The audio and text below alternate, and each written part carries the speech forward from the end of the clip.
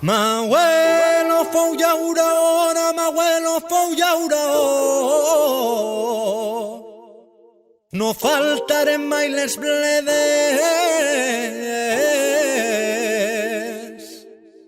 I ara que ja soc padrí, que vull ser llaurador, i asfalt damunt d'eixes terres. Passa el temps, roda la cadena, ara asfalt on hi havia terra, operaris, actors secundaris d'esta brama. Va de vie, un programme sobre tot que envolta el binatural, de la mà de Jérôme Chénaud. A tots es donen faena, i jo tenia el meu camp, ja no treballa la terra, ens venen prosperitat.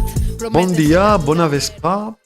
Durant les últimes cròniques de Va de vie, hem abordat diferents tècniques alternatives a l'agricultura convencional. Una agricultura que encara es basa en gran part en llaurat profund, en l'ús regular d'adobs químics i en els tractaments sistemàtics amb fungicides i pesticides. Hem vist els límits d'aquest model, però sobretot les seues conseqüències sobre la salut dels sols, de l'aigua i a vegades també sobre la salut humana. Però en Va de vie intentem sempre evitar una crítica estèril. Quan assenyalem un problema, també busquem solucions. I aquestes solucions existeixen. Algunes, de fet, s'utilitzen des de fa mil·lennis. En les cròniques anteriors ja hem parlat d'algunes d'aquestes alternatives. L'agricultura ecològica, l'agroforesteria, la biodinàmica i fins i tot l'agricultura centròpica.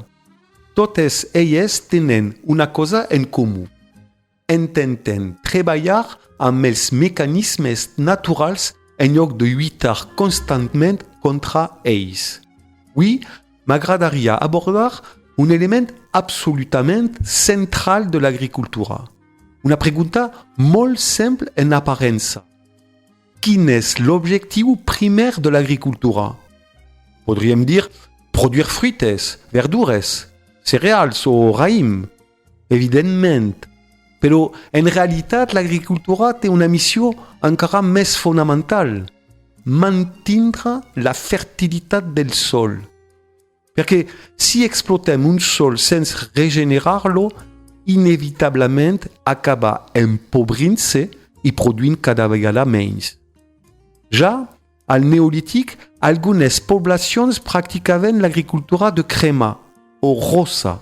Es cremava una part del bosc, les cendres fertilitzaven el sol i, durant uns anys, s'hi cultivaven cereals i diferents hortalisses.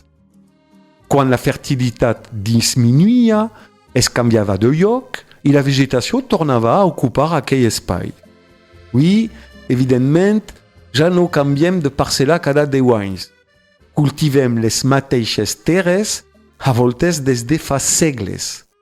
La pregunta esdevé llavors essencial. Com podem tornar al sol allò que li traiem? La resposta es pot resumir en una sola paraula. Biomassa. La biomassa és senzillament tota la matèria viva produïda per les plantes gràcies a la fotosíntesi. Fulles, tiges, arrels, fusta, restes vegetals. Tot això és biomassa. És el combustible de la vida a la terra.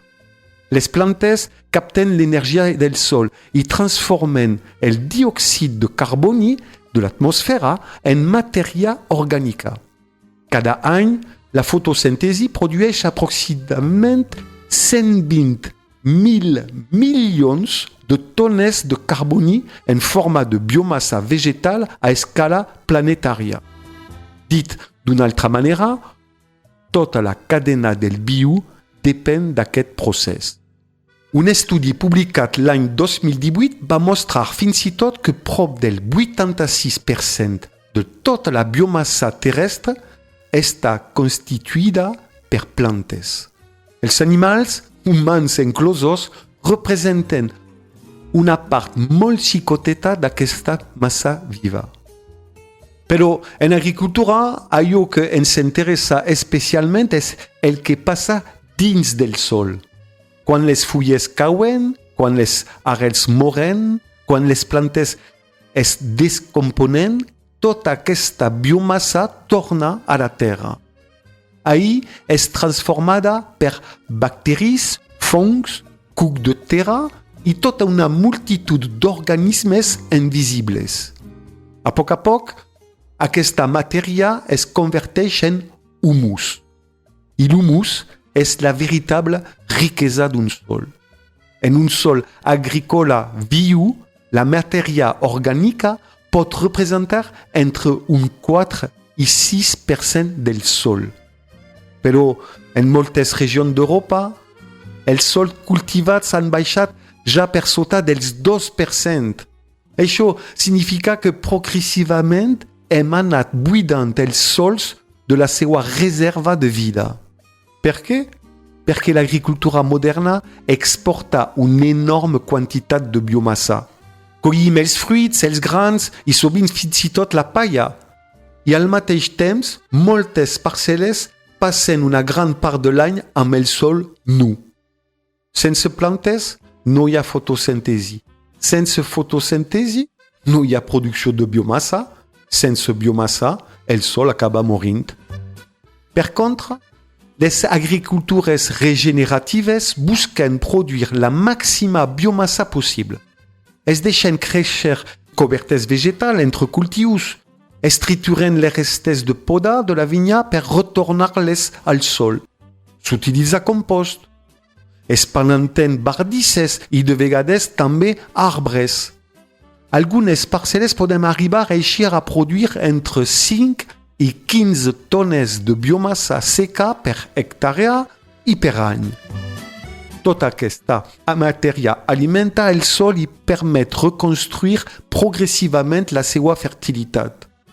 En la viticultura natural, cada vegada més viticultors han entès aquesta lògica.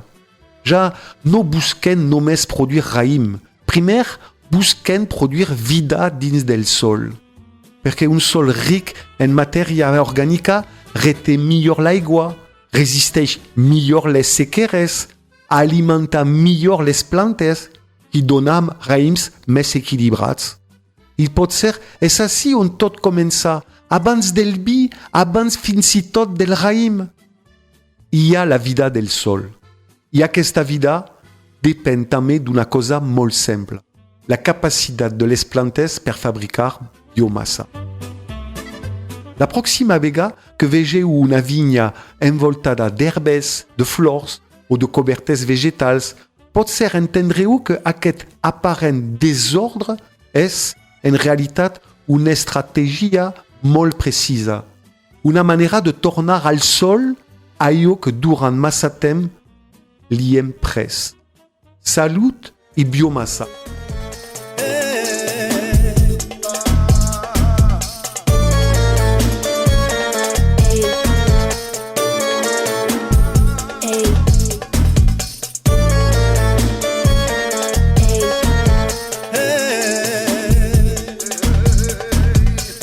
I és moment d'estar units